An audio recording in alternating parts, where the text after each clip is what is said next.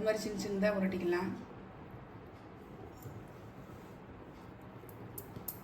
இது மாதிரி சின்னதாக உருட்டிக்கலாம். இது மாதிரி டம்பிள் ஷேப்லேயும் போடலாம்.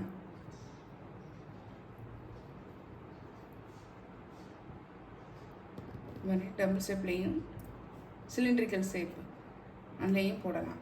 எல்லாத்தையும் உருட்டிட்டு காமிக்கிறேன். எல்லாத்தையும் உருட்டி வச்சுட்டேன் பாருங்கள். இப்போ அடுப்பில் தண்ணி கொதிச்சிட்ருக்கு இட்லி பாத்திரத்தில். இதை வச்சிடலாம், வேக வச்சு எடுத்துடலாம். இதை வேக வச்சு எடுத்துடலாம். நம்ம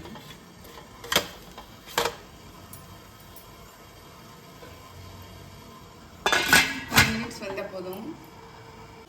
இந்த பாசிப்பருப்பு, முந்திரி பருப்பு, பாதாம் பருப்பு இதெல்லாம் வந்து நல்லா ஊறிடுச்சு பாருங்கள். இப்போ இதை வந்து தேங்காய் அதை நறுக்கி வச்சுருக்கேன் இல்லையா, அதோட வந்து நம்ம இதை சேர்த்துடலாம். சேர்த்துட்டு நல்லா குறப்பாக அரைச்சிட்டு வந்து காமிக்கிறேன்.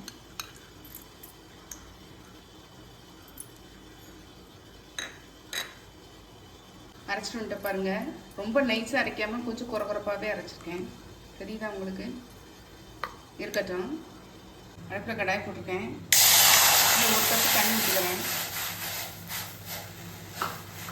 தண்ணி கொஞ்சம் கொதிக்க ஆரம்பித்த உடனே நம்ம இந்த அரைச்ச விழுதுக்கு பார்த்தீங்கன்னா இதை சேர்த்துடலாம்.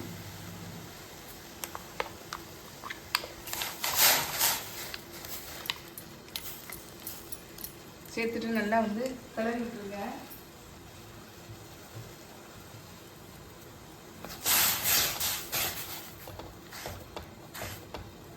மிக்ஸி ஜாரையும் கழுவி அதோட சேர்த்துக்கிறேன்.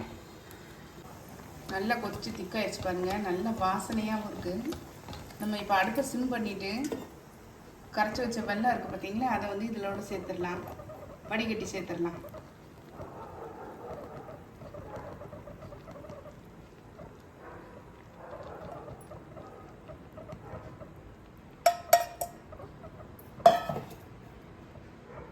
இது நல்லா ஒரு கொதிச்சு ஒன்றா சேர்ந்து வரட்டும். நல்லா கொதிச்சு திக்காயிடுச்சு பாருங்கள். நம்ம இந்த ஸ்டேஜில் வேக வச்சுருக்கோம் இல்லையா, இந்த வேக வச்ச கொழுக்கட்டைகளை இது உள்ளே சேர்த்துடலாம்.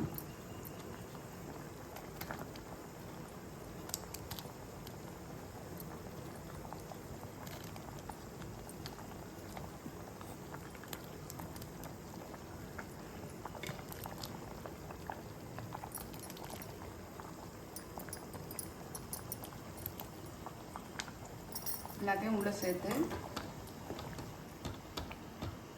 நல்லா கொதித்து திக்காகி அது ஒன்றா இந்த எசன்ஸ் எல்லாம் அதுக்குள்ளே இறங்கட்டும்.